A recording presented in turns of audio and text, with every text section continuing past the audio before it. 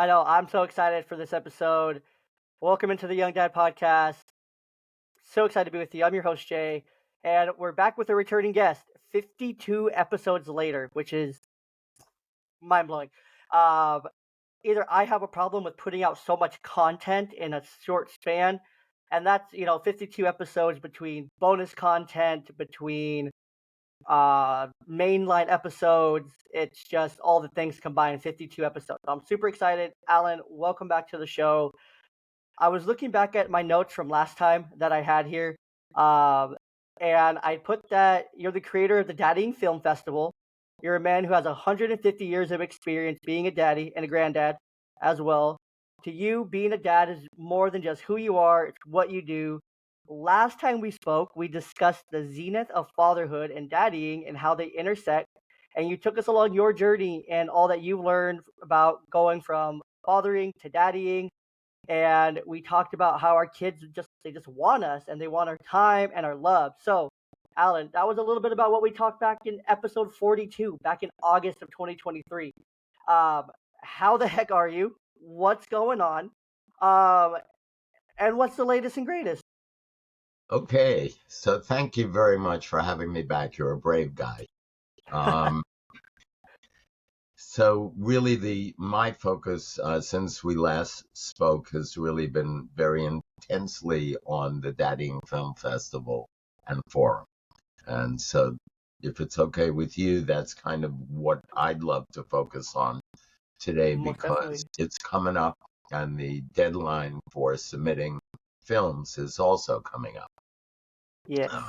Does that work? Yeah, of course. Tell us about what the heck the Daddying Film Festival is. What's it about? What is it? Where is it? Who's it about? All the things. So this is year number 3 for the Daddying Film Festival and Forum. In year 1, it was only virtual. That was in 2022. We were really surprised in a positive way that we received films from 17 different countries in that first year. Last year, we decided to add a live version, which we call the Forum. So it's the Daddying Film Festival and Forum. And we added 2 live events back to back in New Mexico. And the original idea for the Daddying Film Festival and Forum was, in addition to focusing obviously on the topic, and the topic meaning the relationships kids have or wish they had with their father. But last year we also opened it up to adults submitting films as well, independent filmmakers as well as dads, father figures, and so forth. We received films last year from 21 countries. So word is beginning to get around.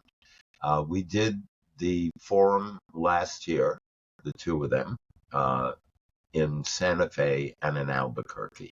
And part of the notion was to shine a spotlight on the importance of the film industry in each state. And the original idea was to move it from state to state. We realized, though, that after doing it last year, how much time and energy and effort it takes to create a network in each state, and how insane it is to think of moving it from state to state every year and creating a new network every year and learning the culture of a particular area. So we were invited to bring it to Pennsylvania this year, and it is our intention on May 17th to change Philadelphia from the city of brotherly love to the city of fatherly love. And we Love are that. doing a half day in Philadelphia at the main branch of the public library. Good place to have stories. So that's where it's taking place on the 17th. We have begun accepting films submitted by kids. And as I said, this year and last year, adults, on the 1st of January. And our deadline for late submissions is March 24th. The event takes place on May 17th. What's really unique about this particular film festival, as distinct from other film festivals, is, of course, the focus on the topic, which is daddying. There is no other film festival that we know of that focuses on that, and there are about 3,000 film festivals that take place every year. The other thing that makes it unique is that we have no desire to use as our metric of success what most film festivals use as their metric of success, which is how many films they show over how many days and how many different venues. Uh, what we show are the winning films submitted by kids. Last year, we also showed the winning films submitted by a dad, and we will plan to do the same thing this year. So the way it works, and another thing that, of course, makes it very different, is that when kids submit their films, which is up to 10-minute long videos, and some kids say to us, how am I going to do this? I don't have a fancy camera. And so I tell the kids they have a production studio in their pocket. It looks a little like this. So we have a lot of films submitted on using smartphones. So the uniqueness of it is not only that kids are submitting films, but kids are judging the films. So we do a 20-minute Zoom or a half-hour Zoom, depending on the kids, with individual kids and teach them how to be judges. So they're not reviewers, they're judges. And the 4 different age breakdowns are elementary school, middle school, high school, and undergraduate college. We don't do it by age because, as you and I know, it used to be you went right to college if you were going to college right after high school. Now some people wait until they're in their 20s and their 30s, so that's why we do it grade level instead. And the films come in and the kids judge them. And they narrow it down to 10 semifinalists in each of those 4 age categories. The kids do not judge the films submitted by adults. They are judged by a team of adults. And when there are 10 semifinalists, the 10 semifinalists are taken and sent to people in the entertainment field and in the education field. And they narrow it down to 5 finalists. Each finalist earns $250, and then those finalists get put online May 2nd to May 9th for the public to vote. And the winner receives another $250, and not an Oscar, not an Emmy, not a Golden Globe. They receive an Atticus Award. And Atticus is named after Atticus Finch, who is agreed to be the finest portrayal of a father figure in literature, based on the book To Kill a Mockingbird, or in a movie. And so they receive a statue with a mockingbird on top. And then on the 17th of May, we show the winning films. So another thing that makes it very distinct is that after the films are shown, we break into small discussion groups between adults and kids, and we talk about the main themes that came up in the films. The whole idea for the film festival came about 20 years ago when I saw an amazing documentary, which I highly recommend to everybody. It's called My Architect, A Son's Journey. And it's done by Nathaniel Kahn, who knew very little about his father, who was a famous architect named Louis Kahn. And so he figured he'd learn about his father by studying his architecture and speaking to the people who commissioned him to make the building.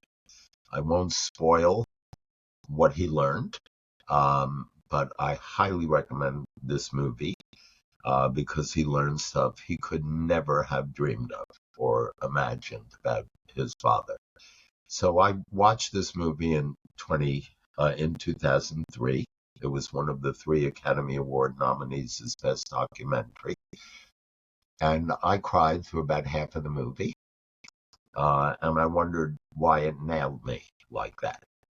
And that was easy for me to figure out. But I also thought to myself as I was watching that movie, gee, I wish my dad had been sitting next to me watching the movie. Unfortunately, he had passed away the year before, so he wasn't going to be able to be there. But the reason I wanted him to be there is because we could have discussed some of the issues that came up in the movie that would have been very difficult to bring up spontaneously. And so that was where the idea of using film as a way of getting into issues that were important to discuss between fathers and their kids. Okay, so that's kind of it. If the festival is successful as we expect it to be this year in Philadelphia, we will leave it in Philadelphia. I happen to live in Maryland, and it's about a 2.5 hour car ride, which is a lot easier than flying to Albuquerque. Very true. Very true. Philly's more exciting too. I mean, cheesesteaks and love and the history and all the historical sites and all the touristy things. It's a ton of fun. Philly is super fun. It's a fun city. Um, and it's such a unique film festival. Like you mentioned, there's 3,000 film festivals. This is one of 3,000 that focus on fatherhood and daddying and being a dad. I think it's really cool that children and dads can both submit. And I told you last time we recorded that I was going to submit something for this year's film festival. I'm still working on it. It's in works. Actually, I have a really cool idea for both the kid video and the dad video. But I think this is so important for dads because films convey, and it's always so cheesy whenever I see it. Whenever I go to the theaters, you see that one commercial like where movies come to life and feel the things and feel this and all that. That one, you know which one I'm talking about? At like AMC's, that one with the lady and she's in the theater by herself. But I mean, that's what films can do.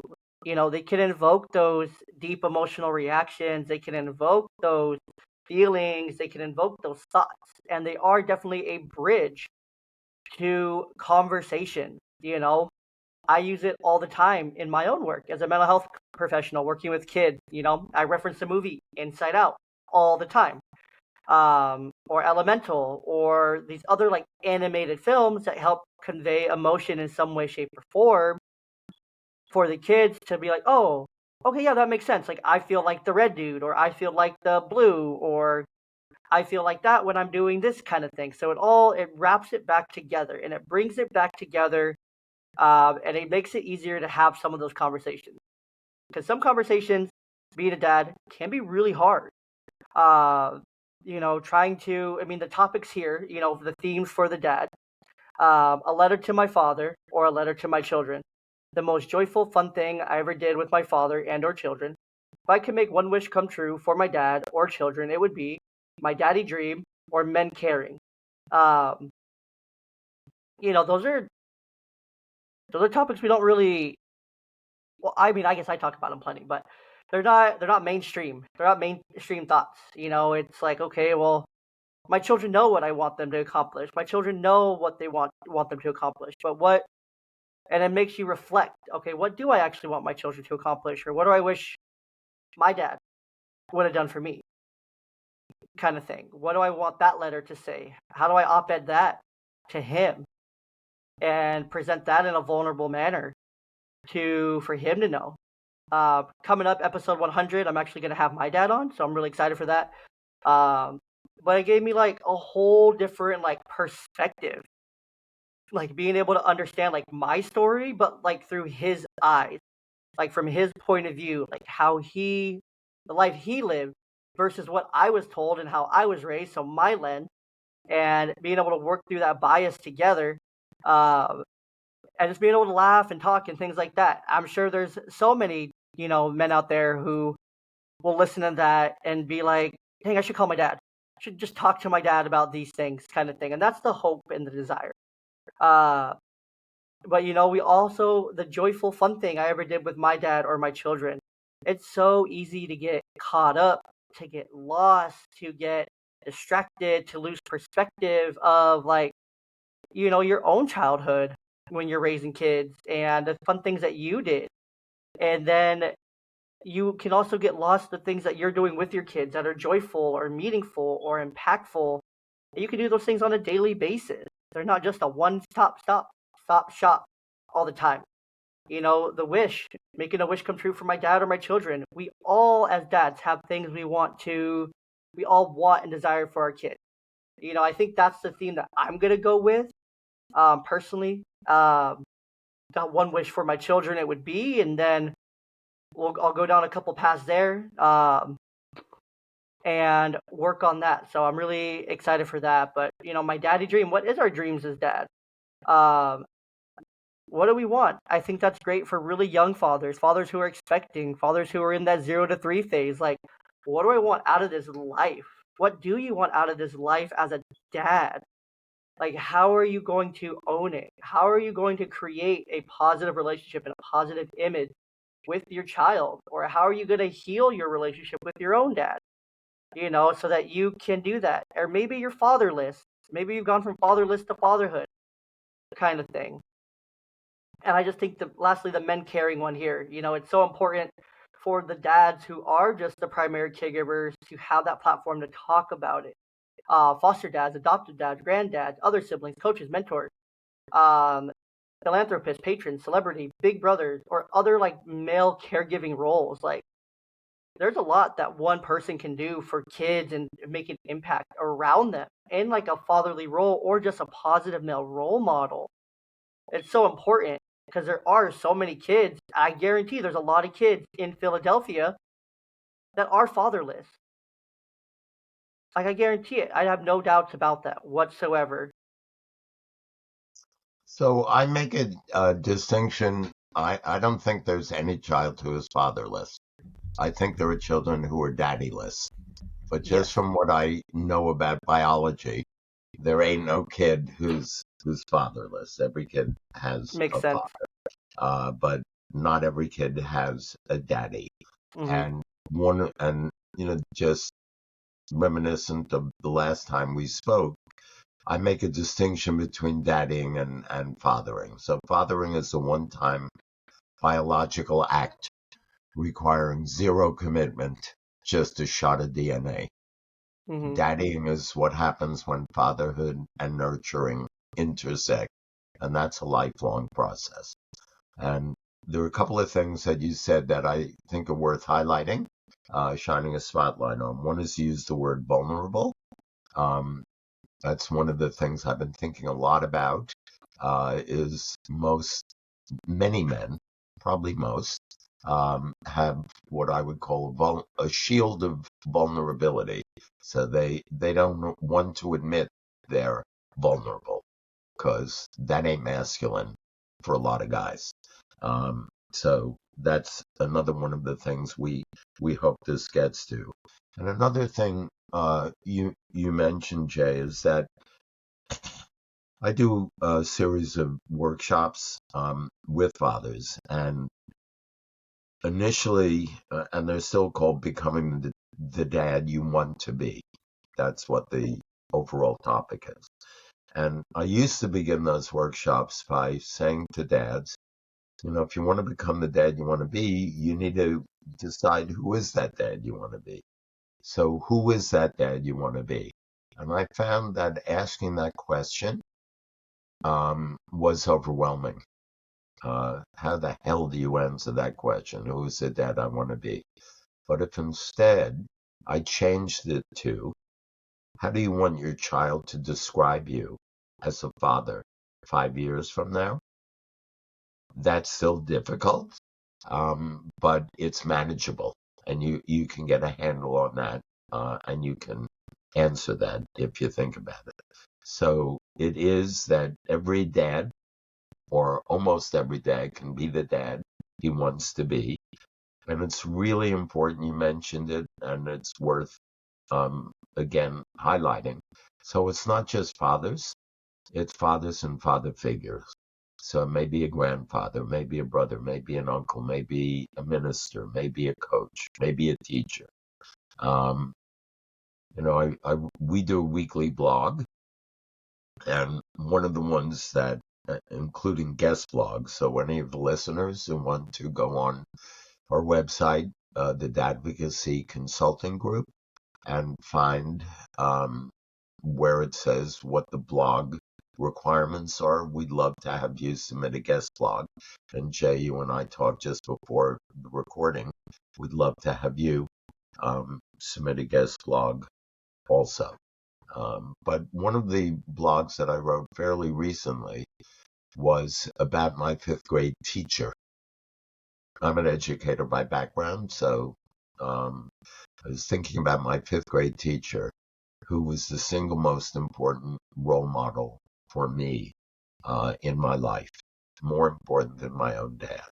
And a lot of people said, "Really, Allan? More important than your father?" Yes, more important than my father was. And what's amazing about that is that I've recently, or that fifth grade teacher's son and grandson have recently been in touch with me. And the grandson is a film student at a film academy in Naples, Italy. And he has invited us to bring the film festival to Naples, Italy. So it won't be instead of Philadelphia next year. And this year it will be an addition. But That's incredible. it just really proves that this topic is universal in its interest. So 100%. And being a dad and daddying is universal. It's not just a one-stop shop. Like, I've talked to plenty of guests from Australia. I've talked to guests from Britain. I've talked to guests from, I have some coming up from Germany and Scotland and the Baltics area. I've talked to men and dads all over the United States. I've talked to dads in Canada.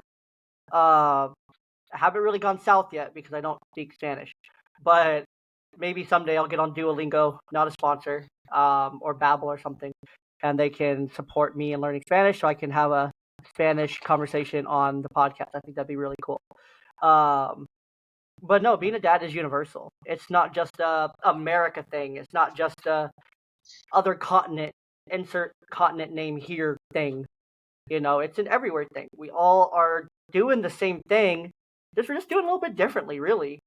But really, when it boils down, we're really not doing it that much differently overall. We're just speaking different languages. We're using different phrases. We're using different acronyms, or culture plays a certain part in it. But really, we're all trying to do the same thing. We're just trying to raise healthy, productive, good members of society. We're trying to just raise good kids. We're trying to raise kids who are better than us. We're trying to put a positive spin on the next generation with our kids, to influence them to do good, to be a force for good, to be kind, to be loving, to be accepting, to be all the things that maybe we weren't encouraged to be, or maybe we aren't, but we change in these ways to set that example and to model that behavior for them, so that they can become those things, because we want better for our kids than we had for ourselves. We want them to be better. We want them to be more productive. We want them to be just better overall, and it's a universal thing. We're all doing the same thing, just a little bit differently, really. So, Jay, when I talked about the workshops, so the workshops have been done in a penitentiary, in Head Start centers, in schools, in corporations. One of the most and Native American pueblos, and just all over the place. And with veterans groups, we have a special program for veterans. But one of the more interesting ones was done at the World Bank. And when the dads came into the meeting around a conference table at their lunchtime, I asked them why they were there. because nobody is required to do this. So there were about 8 guys. And I said, why are you here? And we went around the table. And the man on my immediate left was from France. And he said, I'm here because I had the worst dad imaginable. And I'm terrified I'm going to turn out just like him. And by the time we went around the table, and on my immediate right was an Italian gentleman, dad. And he said, I'm here because I had the best dad imaginable, and I don't think I'll ever measure up. And so really my response to that is, as far as I know, there isn't a daddying gene. So you are not born to either be a really good dad or a not so good dad. And that's why we call it becoming the dad you want to be. So you really do have the ability to figure that out for yourself. It doesn't mean it's always easy. There are often roadblocks. There are often hurdles. Daddying does not occur in a solitary way. It occurs within an ecology of the family, of a social context, which occurs within a broader culture. So it's complicated, as you know, and as I know. But it is possible. 100%. And no one's predispositioned to be a good or a bad dad. But there are factors at play. Just biologically, there's factors at play that you get certain genetics from your parents, and maybe those are mental health related, maybe those are health related. But it really takes the dad and you as a dad to own those things, and not let those define who you are. They can impact you negatively, or you can choose to have them impact you positively. Like, let's say you just inherited an ADHD gene and you're quick trigger and you lack impulse control or anything like that, right? And so your dad was always like quick trigger, very in your face, all over the place, unorganized, things were chaotic. You can turn that into something really great by pushing yourself to develop those traits into the opposite or something positive. Like, maybe you just have so much energy that you get to be more engaged with your kids, or you get to do these things at a higher level with your kids than the normal dad. You got to shift your perspective. Or maybe you have a mood disorder, so that's going to force you to go and talk to someone, get medicated for it possibly if that's your choice, and to be able to work through those things so that you're not repeating those patterns. You have to make the changes that your dad didn't make or didn't know how to make, that you now know how to make, so that it's better for the next generation. Like, yes, it sucks that maybe your dad was awful, or maybe your daddy wasn't there for you, or anything like that. Maybe that's the case, but now you have the chance to right that ship for your kid, to set the example, to set the precedent for generations to come, to where they're like, oh, your kids have kids, their kids have kids. Oh, our great great grandfather, he was so cool. He was the best. He was involved. He righted the ship. He didn't have a dad, but he taught me and set all these great examples for me. Your grandkids start to learn that. Oh, grandpa's the best. He's always there. He's always supporting us. Like, he's always the best. So on and so forth down the line. And it'll ripple for generations because they'll have that example set by you because you broke the change. You broke the cycle. And it's all about breaking the cycle. You have to figure out the way to break the cycle, whether that's learning how to work through a genetic disposition, whether that's getting medicated for something, whether that's going to therapy, whether that's, working through an addiction or a vice, or whatever predisposition that looks like for you. But you have to be committed to work through it, because you're not working through it just for you. You're working through it for generations to come, because that's going to linger. I don't want to be the one dad on the line that caused more cycles. I don't want to be the person in the family that caused the cycles to continue, to repeat, to continue. I don't want to be that dad. I want to be the dad that broke the cycles, that created health for the future generation. Like, that's what I want to be when it's all said and done. I want to know that I broke the chains. I broke the cycle. I broke all the things, and now my daughters and whatever other kids I have in the future are set up for way more success than I am right now. So it's interesting. You may remember that most of what I'm doing is based on research that I've done over 30 years. Mhm. Um, and the research is qualitative research, not quantitative research, although the quantity is pretty major. So I've interviewed, I did 28 focus groups with children in 3 different countries. Because if you think of dadding as a product and you want to improve a product, what you do is you talk to the consumers, and the consumers of dadding are children. So I did 28 focus groups in 3 countries with kids as young as 5 and as old as 21. And then I started interviewing dads. And I've now interviewed 205 dads one-on-one from 20 different countries, ages 16 to 104. Every ethnic group, every religious group, every socioeconomic group. And one of the dads that I interviewed discussed his incredibly difficult family life as a child, but also described his wonderful family life now as a father. And I said to him, how did you turn it around? And he said, one day I just woke up and said, this craziness ends with me. I was going to say it's that simple. There was nothing simple about that. But I think it's a really important thing. And when we did the program in the penitentiary of New Mexico, and 85% of men in prison come from homes that did not have a father present.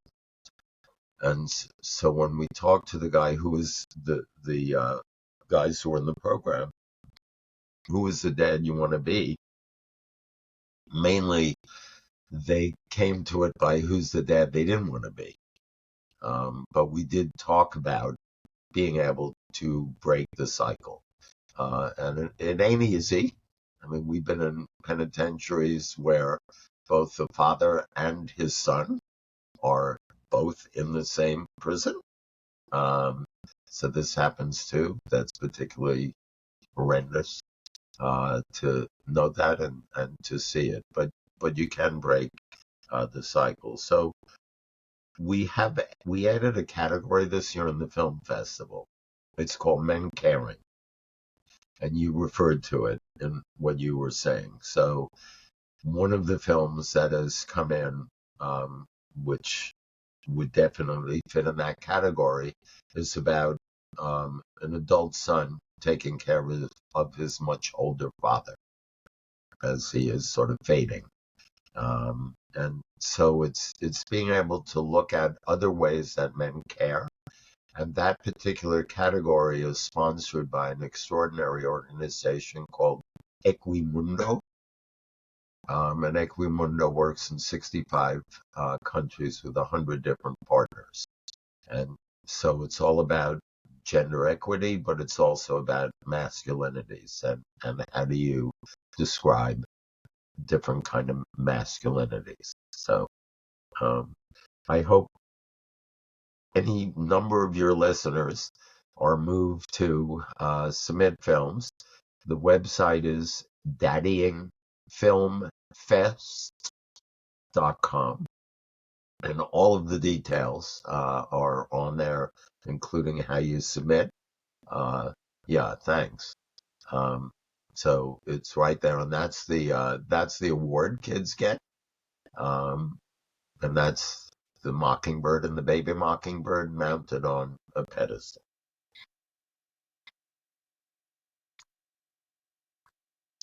So that explains it all. Thank you for putting that up there, Jay. 100%. 100%. I also wanted to put this up there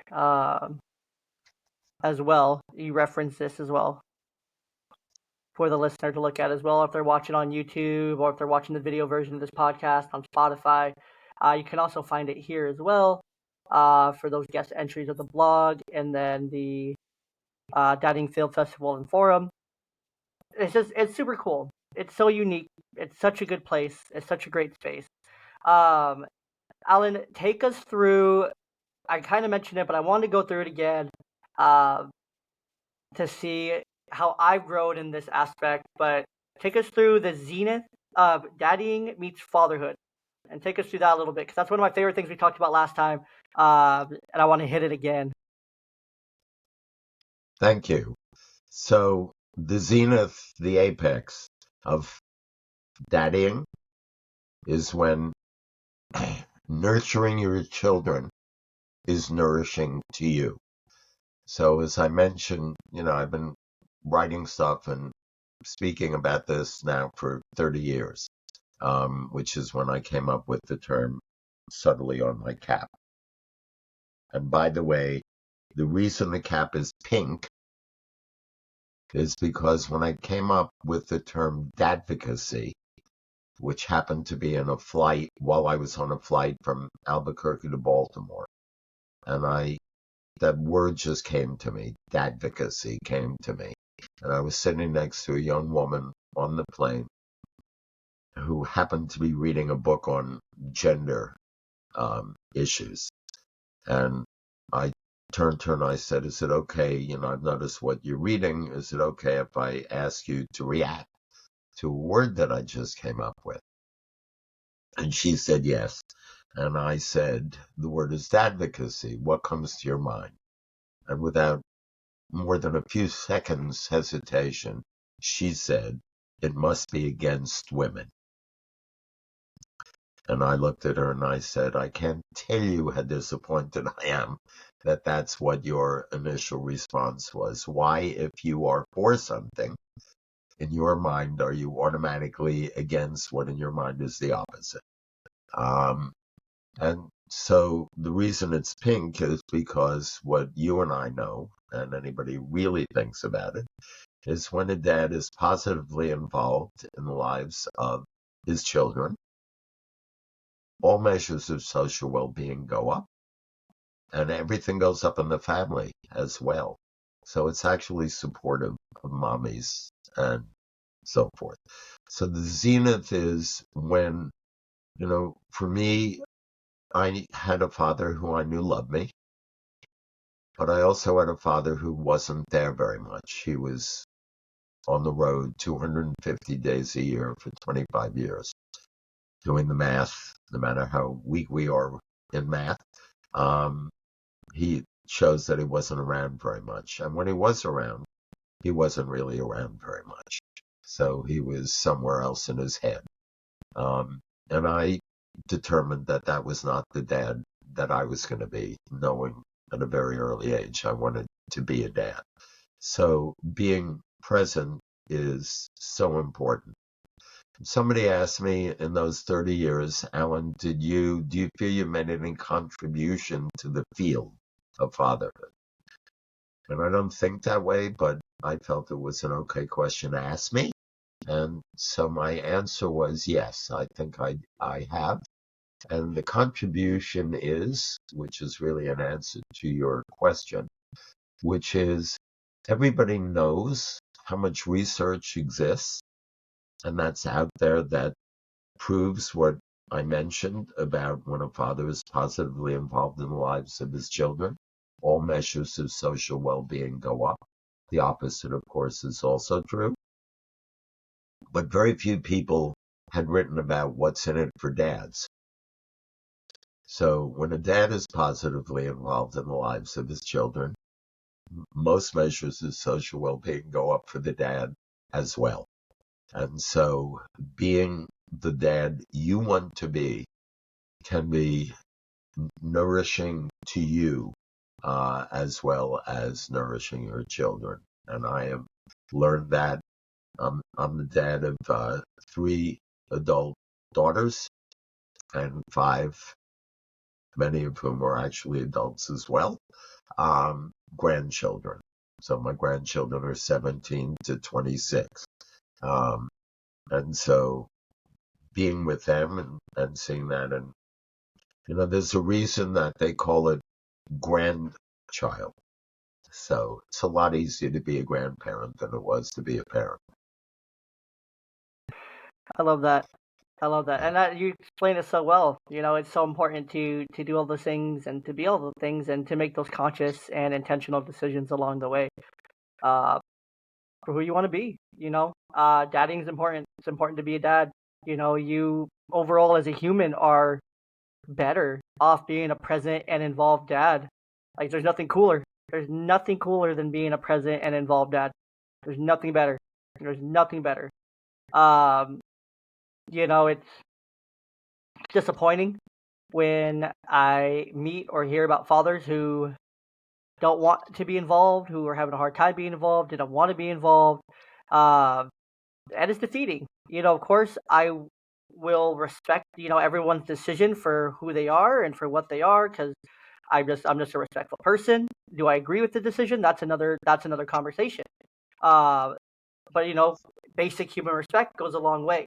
Uh, at least for me in my eyes. But it's so cool to be a dad. It's cool to be an involved dad. It's cool to be a present dad. It's cool to be an engaged dad. To be engaging with your kids. And I think the Dadding Film Festival and Forum is a great excuse to engage with your kids. To make a video, it can be silly, random.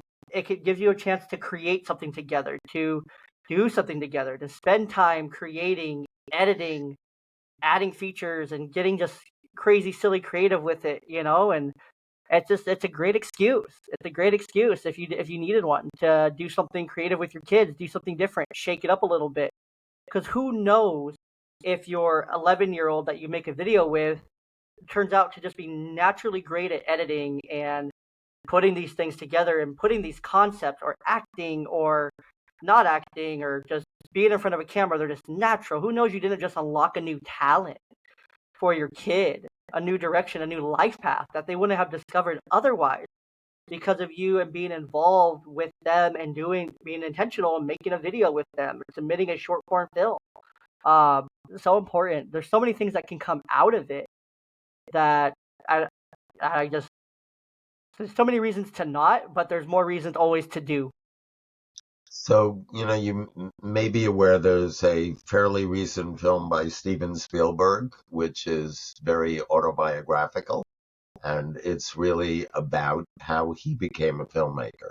So it supports exactly what you said, the encouragement he got as a little boy when somebody gave him a camera. And I recommend that movie. I forget the name of it, but it's the name of a family. It's not the Spielbergs, but it's the something. But I can't exactly remember what it is. But so yes, you're right. So you never know at what point these kids who are making a video either with their dad or without their dad or just the support of their dad or father figure, um, will get the bug and will be the next Steven Spielberg. True. And the movie you're referencing is called The Fablemans. The Fablemans. Okay, Fablemans. great. And then what was that movie you mentioned earlier that you watched about 20 years ago that inspired everything? It's My Architect, A Son's Journey. It's by Nathaniel Kahn.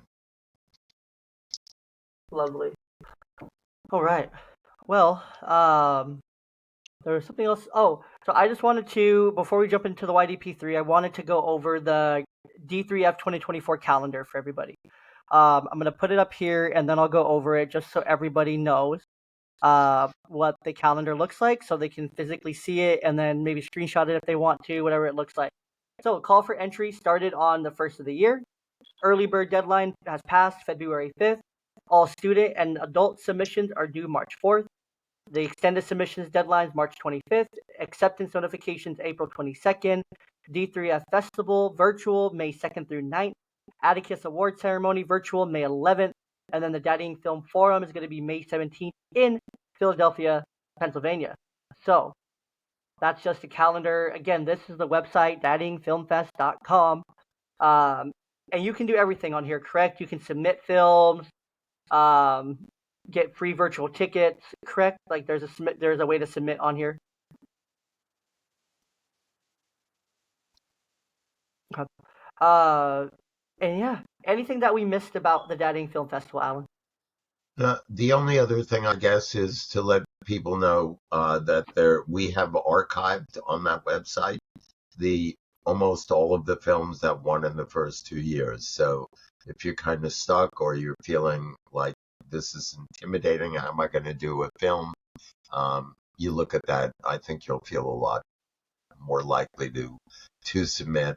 That one on the left there, Sleepwalking, which won at the elementary category last year, was done by a 5-year-old and an 8-year-old, where they busted their dad about, is there really a Santa Claus?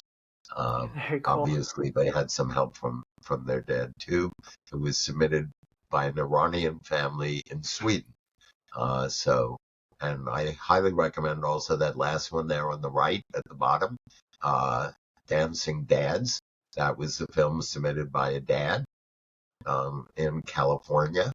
And it's a film about fathers who support their daughters in a dance program by spending 6 weeks learning a dance routine and performing it at an exhibition which people have to pay for. And so it takes the dad 6 weeks to learn the routine. And when they're finished learning it, they call their daughters in, and the daughters learn in 12 minutes what it took them 6 weeks to learn. So that alone, plus how awesome it is for dads to be willing to embarrass themselves to show their vulnerability, which we talked about earlier, which is really, really important. But most important is what it meant to the dads and to their daughters for them to actually do this. That's really cool. Yeah, That's awesome. so we're encouraging music videos. We're also encouraging comedy because a lot of what's coming in is pretty heavy. We have a couple of films already submitted by dads that are about their sons and or daughters' suicides. That's mighty heavy stuff to be looking at. So we're definitely encouraging films that make you smile. Some palate cleansers. Some palate Yes, cleansers. yes, exactly. Yeah, Yeah. So, definitely. Well, and let's jump so into the YDP3 here to end us, and uh, just a call to action for everyone to go and check this out. Think about it. You have a couple more weeks. You have about 3 weeks, between 2 and 3 weeks between this comes out. Today is this coming out is February 18th on YouTube and February 19th on everywhere else you get your podcast. So you have a roughly 2-3 weeks to get something submitted and put together, and it doesn't have to be fancy. It doesn't have to be crazy edits. It doesn't have to be perfect, beautiful quality. It just has to be, I would say, meaningful, impactful, or meet the categories, or just fun, silly, off the wall. If you're a funny family, just be yourselves then. Be yourself. If your kid's just naturally hilarious, just let them be them.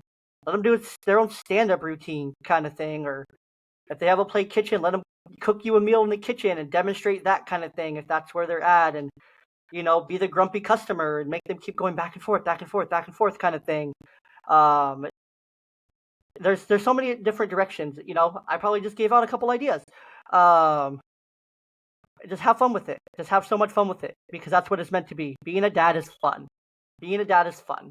Getting to engage with your kids is fun. Getting to make a video is fun. It doesn't have to be heavy.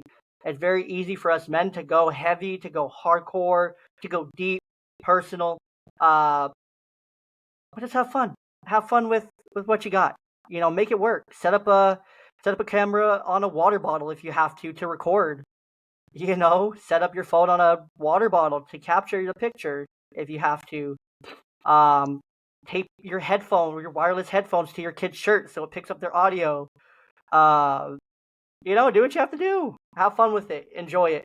And just have fun. That's really my biggest message here is just have fun with it. Don't take it too serious. Stop taking yourself so seriously as a dad. Have fun. Enjoy. Laugh. Enjoy the process. Get lost in this process with your kid. Because I promise you, it'll be so much fun. you could even tell a series of dad jokes if you want. And I should ask you this one, Jay. What did the guy say when he walked into a bar? Oh, I don't know. Ouch. Oh, That's the perfect dad joke, right? And then I told that to a friend the other day, and he said to me, "So, Alan, what did the dyslexic dad say when he walked?" He said, "When he walked into a bra." Yeah. So, you know, anyway, you could tell a series of terrible dad jokes. And by the way, one of the recent films that was submitted by a high school kid was called Dad's Kitchen, and it was actually about cooking with his dad. So yeah, take whatever works for you and do it. The late deadline is March 25th, so actually I have a whole month, more than a whole month. So go for it. do it. Just do it. We'd Just do the thing.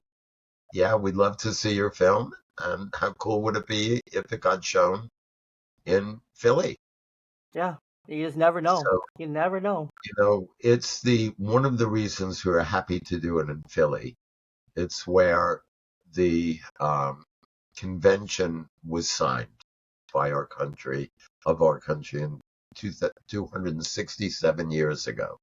So our poster for it, I think it's the first thing that comes up on the website, is actually spend some time looking at it. And if you don't smile when you see it, there's a little something wrong with you. But so we decided to do portraits of the founding fathers and call them founding daddies instead of founding fathers. And they're all wearing their babies. And when you look at this, thank you. And it says, you see Ben Franklin there, George Washington, John Adams, and you can go to the QR code too. It'll give you all the details you want to know. But clearly, none of those guys ever look like that. You probably never saw any of them smiling. So you see them all smiling with their kids. So they're the founding daddies. And that's why we're really happy to be going back to Philly and doing the film festival there. That's awesome. That's so cool. All right, I'm not gonna make you do the whole YDP3 here. I just want to ask you the last one here.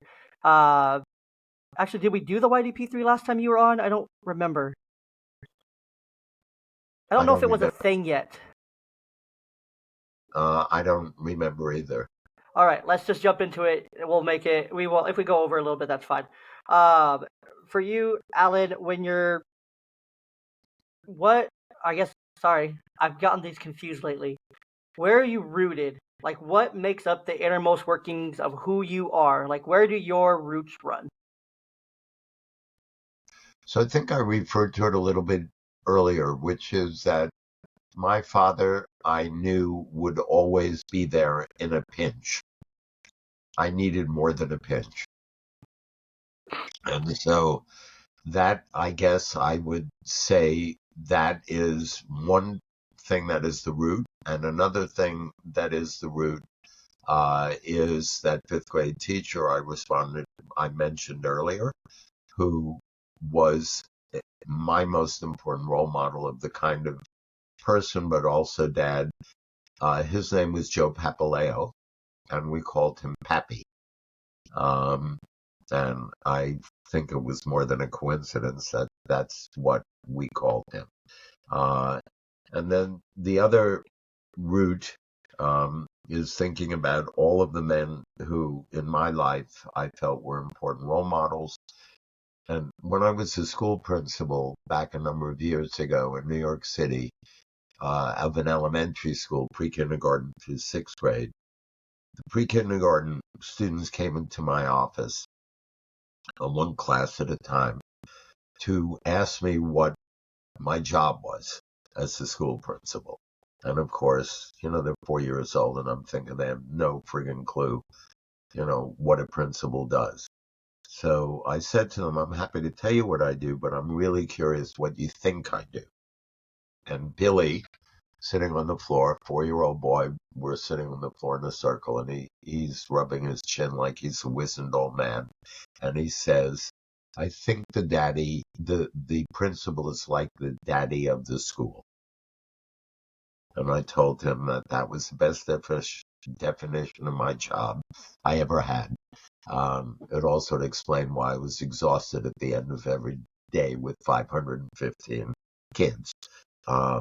So I think that that's kind of the roots of all of it is where it came from for me, and knowing, always early on, I wasn't always able to articulate it, but going back to your question about the apex of daddying, is that it was always rewarding for me. Didn't mean there weren't moments where it wasn't so rewarding, but most of the time it was really rewarding. Definitely. I love that. And next question, what grounds you? Like when you're feeling kind of out of whack, out of sync, all over the place, stressed, what kind of helps bring you back? Um, so we created a program, as I mentioned earlier, that works with veterans. And the name of the program is Armor Down, Daddy Up. I created the program with a veteran who's half my age, and he had a program called the Armor Down. He is a veteran with PTSD, and he told me that he started this program for veterans with PTSD to help them armor down. And I asked him how he did it, and he said mainly through mindfulness, meditation, yoga, exercise. And when we first talked, I said, Ben, that's great, but all you're doing is having the veterans armor down. You're not giving them anything to lift them up. And he was a dad of only 3 months at that point. When I asked him if he had a kid, his demeanor, his affect changed from being a depressive sort of presentation to a broad smile on his face. And so that's why we call the program Armor Down, Daddy Up. And we do it for veterans and their kids together. So to answer your question, I have learned through them the importance of mindfulness, slowing down, meditation, which I told him at first seemed all woo-woo to me. And this isn't really going to work, but it really does. So I guess that's what grounds me. I love that. And last thing here, let's say that we meet at a restaurant or something, and I see you from across the restaurant. Let's say you're with your kids or your grandkids, you guys are having a good meal, or you're just having a good conversation, and you just look happy and joyful, right? I'm in the same restaurant, and I'm kind of doing the thing over and over where I'm like this, the eyes, all the things, right? All the things that tell you I'm not here. I'm down. I'm depressed. I'm low. I look up. You look up. We make eye contact. I walk over to you. We don't know each other, and I just sit down next to you, and I'm like, "Hey, I'm sorry to interrupt, but you look so happy.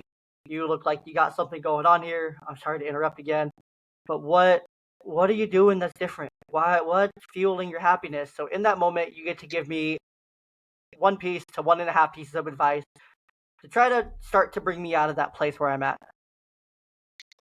So maybe the best way to answer that would be an actual example that I had recently with one of my granddaughters. She happens to be uh, she happens to be 24 years old, and she's a special ed teacher in California. And she often calls me when she has an issue, when she has a problem. And so she begins a phone call with that. So we have a new routine. The new routine is I'm not going to listen to any of that until you tell me one thing that makes you flourishing. One thing. And it doesn't need to be a big thing. Just one thing. Is it a beautiful sunrise this morning? What is one thing that has you flourishing? And so it's a matter of interrupting that kind of negative where you cascade into all the negativity. So is there one thing that you can think of, that's kind of positive in your life? And I find that just interrupting, that sort of negative trajectory is really helpful for people.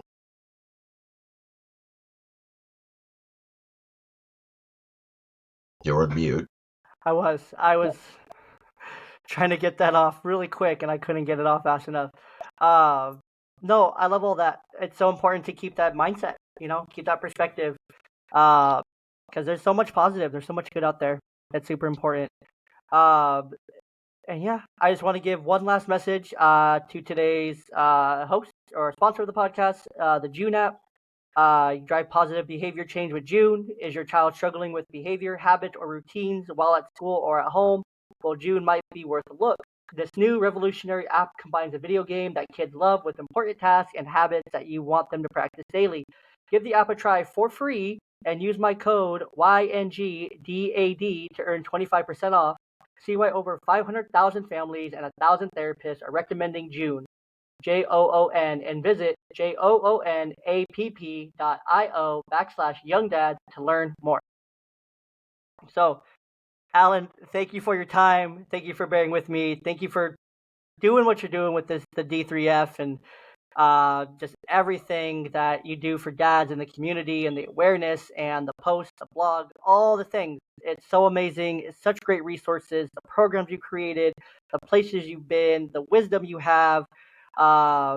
Hopefully enough of us podcast hosts have been able to capture all of it, or it's captured somewhere so that it can live on for a long, long, long time. Because everything you're doing is going to live on for a long, long time.